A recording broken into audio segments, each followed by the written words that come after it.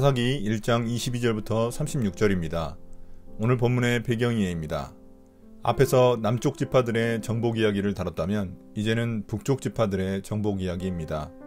북쪽 지파 중 가장 유력한 지파인 요셉 지파, 즉 에브라임 므낫세 지파 위주로 이야기가 전개됩니다.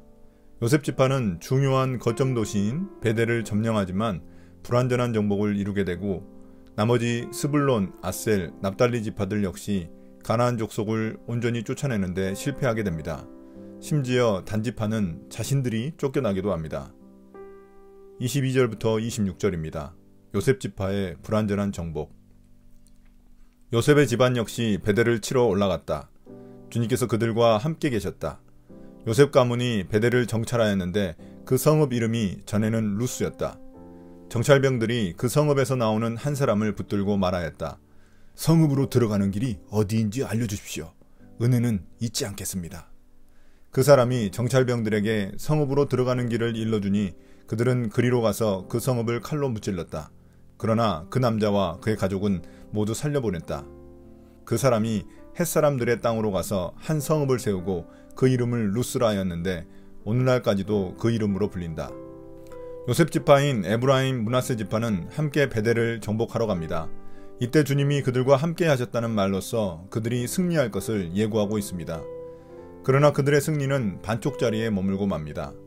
파견된 정탐꾼이 베델 성읍에서 나오는 사람을 매수해 정복에 성공하지만 그 내부 협력자를 살려주었기 때문입니다. 그는 나중에 근처에 또다시 베델의 옛 이름인 루스라는 성읍을 짓고 이스라엘 땅 안에서 살아가게 됩니다.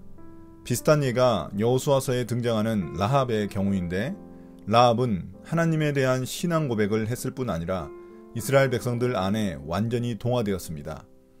그러나 여기서 정탐꾼이 매수한 사람은 자신들의 성읍을 따로 지어서 살 수 있게 해줬기 때문에 이스라엘에 동화되는데 실패한 것입니다. 그래서 결국 요셉 지파 땅 안에 가나안 성읍이 여전히 남겨진 것입니다. 27절부터 29절입니다. 므낫세 에브라임의 정복 실패. 므낫세 지파가 벳산과 그 주변 마을과 다아낙과 그 주변 마을들과 돌과 그 주변 마을들과 이블르함과 그 주변 마을들과 무깃도와 그 주변 마을들에 사는 주민을 몰아내지 못하였으므로 가나안 사람들은 그 땅에서 살기로 마음을 굳혔다. 그런데 이스라엘 백성은 강성해진 다음에도 가나안 사람을 모조리 몰아내지 않고 그들을 부역군으로 삼았다. 에브라임 지파가 겟셀에 사는 가나안 사람을 몰아내지 못하였으므로 가나안 사람이 아직도 겟셀에서 그들 가운데 섞여 살고 있다. 여기서는 므낫세 지파가 제대로 정복하지 못한 지역 이름들이 열거되고 있습니다. 벳산, 다아낙, 돌, 이블로암, 무깃도의 주변 마을들에 살고 있던 가나안 사람들을 제대로 쫓아내지 못했습니다. 문제는 이스라엘이 군사력이 강해진 다음에도 그들을 쫓아내지 않고 부역군으로 썼다는 것입니다. 자신들의 경제적 이익을 위해 하나님의 명령을 지키지 않고 그들과 타협한 것입니다. 피정복민을 강제 노역시키는 것은 가나안 민족의 문화였는데 이를 따라한 것입니다. 에브라임 지파 역시 겟셀에 살던 가나안 사람들을 제대로 쫓아내지 못했습니다. 겟셀은 가나안의 동과 서, 남과 북을 가로지르는 도로들이 교차하는 곳으로서 경제적 문화적 요충지입니다. 그런데 그곳을 정복하지 못함으로써 나중에 많은 후환거리를 만들게 된 것입니다. 30절부터 33절입니다. 스불론, 아셀, 납달리 지파의 정복 실패.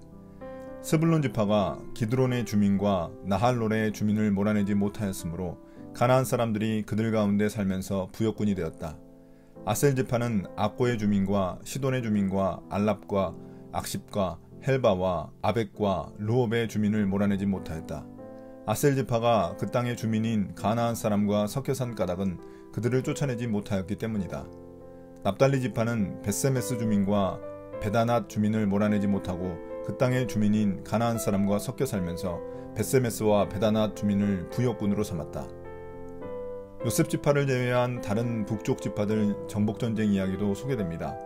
스불론 지파 역시 가나안 족속들을 제대로 몰아내지 못했고 나중에는 충분히 몰아낼 수 있음에도 그들을 부역군, 즉 노예로 삼아 경제적 이득을 취했습니다.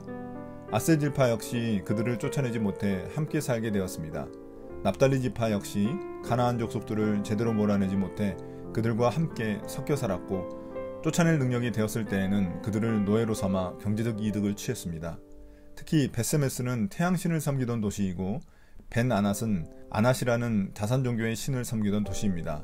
두 도시 모두 가나안 종교의 중심지였는데 그들을 완전히 쫓아내지 못했다는 사실은 앞으로 이스라엘이 어떤 영향을 받을지 짐작하게 해줍니다. 이처럼 북쪽 지파들은 모두 하나님의 명령에 순종하지 않았던 것입니다. 가나안 족속을 남겨둔 결과 그들은 점점 이러한 가나안 문화에 동화되어 가기 시작합니다. 34절부터 36절입니다. 단지파의 정복 실패. 아모리 사람은 단지파 자손을 힘으로 산간지방에 몰아넣어 낮은 지대로 내려오지 못하게 하였다. 그리고 아모리 사람은 헤레스산과 아얄론과 사알빔에 살기로 마음을 굳혔으나 요셉 가문이 강성하여지니 그들은 요셉 가문의 부역군이 되었다. 아모리 사람의 경계선은 아그라빔 비탈에 있는 바위에서부터 그 위쪽이다. 이제 단지파의 정복전쟁 이야기입니다. 그런데 여기서는 주어가 바뀌어 가나안 족속 중 하나인 아모리 사람이 단지파를 쫓아내 산악지대로 밀어냈다고 말하고 있습니다. 북쪽 지파 중 가장 최악의 상황을 맞이하고 있는 것입니다. 하나님이 분배해 주신 땅을 지키지도 못했고 오히려 빼앗겨 밀려난 모습을 보여주고 있습니다. 나중에 단지파는 분배된 땅을 지키지 못하고 전전긍긍하다가 결국 북부 라이스 성읍으로 이동해 그곳에 정착하게 됩니다. 그러나 나중에 요셉 지파가 강성해지자 단지파가 빼앗긴 지역을 다시 되찾아올 수 있었습니다. 그런데 문제는 요셉 지파가 아모리 족속을 쫓아내지 않고 자신들의 노예로 삼아 경제적 이득을 취했다는 점입니다. 그래서 36절에 언급된 아모리 족속이 살던 땅의 경계선은 그들이 이스라엘 영역 안에 여전히 건재하고 있었다는 사실을 말해줍니다. 오늘의 묵상 포인트입니다. 첫 번째, 요셉 지파가 베델을 점령할 수 있었던 것은 주님이 그들과 함께 하셨기 때문입니다. 군사력이 강하고 전술이 뛰어나다고 승리하는 것이 아니며 환경이 열악하다고 패배하는 것도 아닙니다. 전쟁의 승패는 주님이 함께 하시는지에 달려 있습니다. 내 능력의 한계에 머물고 내 계획의 틀 안에만 안주하지 말고 마땅히 해야 할 일이라면 주님을 신뢰하며 도전해 보십시오. 두 번째, 북쪽 지파들이 가나안 민족을 쫓아내지 못한 것은 그들의 힘이 약하거나 하나님이 함께 하시지 않아서가 아닙니다. 그들은 새로운 정착지였던 가나안 땅에서 생존하기 위해 토착민이었던 가나안 민족의 지식과 노동력이 필요했던 것입니다. 이처럼 하나님 말씀에 온전히 순종하지 않고 타협하게 되면 나중에 큰 올무가 됩니다. 나는 내 마음과 삶에서 철저히 쫓아내지 않고 타협하며 은밀히 즐기고 있는 것이 있습니까? 오늘의 기도입니다. 주님, 내 마음속에 숨어있는 죄의 유혹들을 가만두지 않게 해주십시오. 내게 아무리 좋아 보이는 일일지라도 죄악과 관련되어 있다면 단호히 끊어내고 쫓아낼 수 있는 믿음을 주십시오. 죄를 쫓아내지 못하다가 하나님 나라에서 내가 쫓겨나는 일이 없도록 도와주십시오. 예수님 이름으로 기도드립니다. 아멘.